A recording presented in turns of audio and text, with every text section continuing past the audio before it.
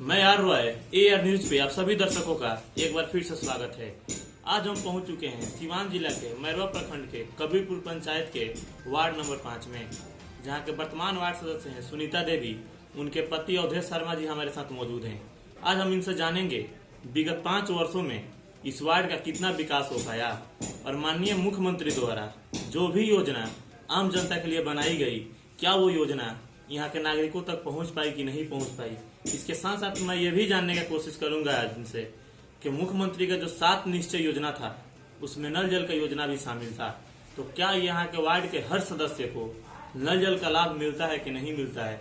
इन तमाम खबरों की जानकारी देने के लिए हमारे साथ आज मौजूद हैं अवधेश शर्मा जी। आइए उनसे मिलवाते हैं। स्वागत है हमारे चैनल पे आपका। मेरा नाम अवधेश शर्मा है। कबीरपुर गाँव का नल जल के पक्ष में काम हुई। नल जल के काम वहाँ पर पहुँचा गया, ठीक है। और वहाँ पर आप जा कर खुद ही जनता से पूछ लीजिए, हमसे क्या पूछना है, जनता ही आपको जवाब देगी। जैसा कि हम लोग आपके वार्ड में आए तो मैं लोगों से राय लिए, लोगों से पूछने का भी काम भी हम लोगों ने किए हैं। लोगों का कहना है कि पानी मिल रहा है हम लोगों को, सही बात है, लेकिन जो रोड का काम है अभी कार्य वो प्रगति पर है।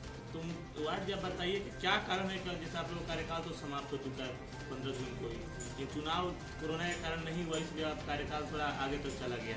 तो क्या कारण है कि अभी तक आपका वार्ड का जो भी काम है, जो विकास है वो रुका हुआ था और अभी तक आप कार्य प्रगति पर है।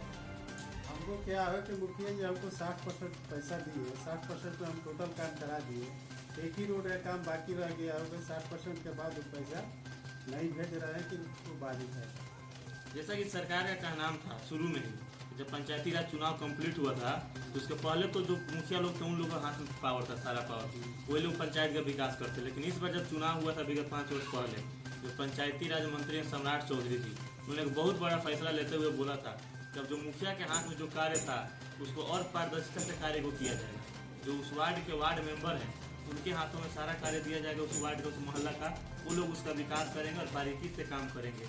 तो इसके लिए मुखिया जी ने कंप्लेंट की है, हाई कोर्ट तक भी गए इसके खिलाफ में, लेकिन फिर भी हाई कोर्ट ने भी उनको फटकार लगा कि वहाँ से वापस भेजा और बोला कि नहीं, उस मोहल्ला के जो वार्ड हैं वही वहाँ का विकास करेंगे। तो जब सरकार इतना पावर आप लोग को दी हुई है, सब सुविधा संविधान में भी दिखा चुका है, कानून भी बन चुका है कि वार्ड लोग के हाथों ही विकास हो सकता है, तो फिर कहाँ कमी रह जा रहा है कि वहाँ तो वार्ड का विकास अच्छा से नहीं हो पा रहा है, जैसा कि अभी तक आपका कार्य रुका हुआ है। विकास तो हो ही रहा है, विकास तो हो ही रहा है, लेकिन विकास में कोई कमी नहीं है। लेकिन एक ही गलती कर दी है कि पैसा जो है ना, पैसा भेजने में मुखिया के अंडर में दे दिए। और मुखिया जी जो है वार्ड को बाधित करके रखे हुए हैं, तो कहाँ से विकास होगा। हम लोग के पास पैसा जितना था उतना काम कर ही दिए हम लोग। जैसा कि पैसा का जो मामला है वो ऊपर से आते आते नीचे तो थोड़ा डाउन हो जा रहा है, परसेंटेज कटते जा रहा है। अगर यही डायरेक्ट वो वार्ड के अकाउंट में अगर सरकार देती, जैसे पावर दी है काम कराने का, उस तरह से अगर पैसा भी डायरेक्ट वार्ड के अकाउंट में आता तो इसमें मिली भगत जितना भी लोगों का है वो सब कट जाता है, उन लोगों को पता कट जाता है। और जो भी पैसा बचता है उसे काम हम लोग लगा देते, जो बचता है वो वापस कर देते, नहीं तो उसे अदर काम होता। तो हम बात करना चाहते हैं सरकार की नीतियों पे। जो बिहार सरकार दावा ठोकती है, चाहे ढिंढोरा पीटती है, अपने आप को भ्रष्टाचार मुक्त बिहार बनाएंगे, सुशासन बाबू का सरकार है, तो क्या आपको लग रहा है कि भ्रष्टाचार मुक्त बिहार बन सकता है?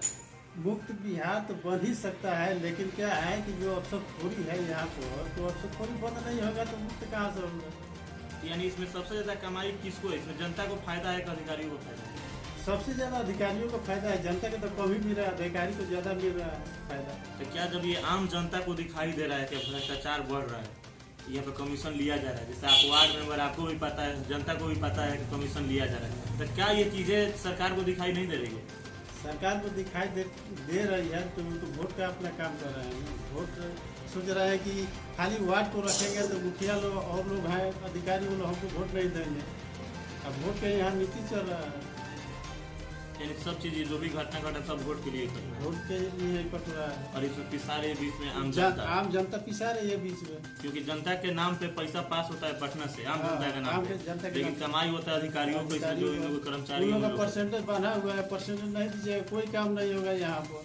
तो फिर इसमें जनता के नाम ना देके डायरेक्ट उन लोग का नाम दिया जाता है, उन्हीं लोग को पैसा दिया जाता है, उन्हीं लोग को भेज करके काम कराया जाता है। जनता को क्या जरूरत है वार्ड को दुनिया जहान को पैसा देने का? उन्हीं लोग को दे करके अपना काम करा लेते। हम लोग फांसी एक में वार्ड क्यों पड़ते हैं? मेंबर 2 रुपया कमाता है तो चलता है, मुखिया भी कमाते हैं तो हम लोग चलता भी 5 साल है। यहाँ लेकिन पे जो सेवा अधिकारी किए हैं। लोग हैं, जो सरकार के अधिकारी हैं, जो सरकारी अधिकारी जिनका पेमेंट 40,000 50,000 रुपया है, वो लोग जब कमीशन लेते हैं, ये कहीं सोचने वाली बात है। बहुत सोचने वाली बात है कि उन लोग बगैर कमीशन के एक दिन नहीं चलते हैं। कहते हैं पहले दे दो उसके बाद कोई काम करेंगे। जबकि सरकार का जो ये भी ब्लॉक का जितना भी काम है सब सरकारी काम है, और जो मनरेगा के तहत जो कार्य होता है वो भी सरकारी काम है। सरकारी काम। तो ब्लॉक में भी एक खटने वाला जो इंसान होता है 8 घंटे का ड्यूटी करता है, लेकिन उसका एक दिन का जो मजदूरी होता है करीब 1500 से 2000 रुपये के आसपास होता है एक दिन का मजदूरी। जो भी हो और जो मनरेगा में खटता है वो भी सरकारे का आदमी है, वो भी सरकारे के थ्रू खटता है, लेकिन उसका एक दिन का जो मजदूरी होता है 194 रुपया से 196 रुपया होता है। 245 रुपया हुआ है, सॉरी। तो बताइए कितना बड़ा अंतर जो है, इसको सरकार को सोचना चाहिए कि नहीं? बिल्कुल सोचना चाहिए। तो सरकार सोच क्या रही है?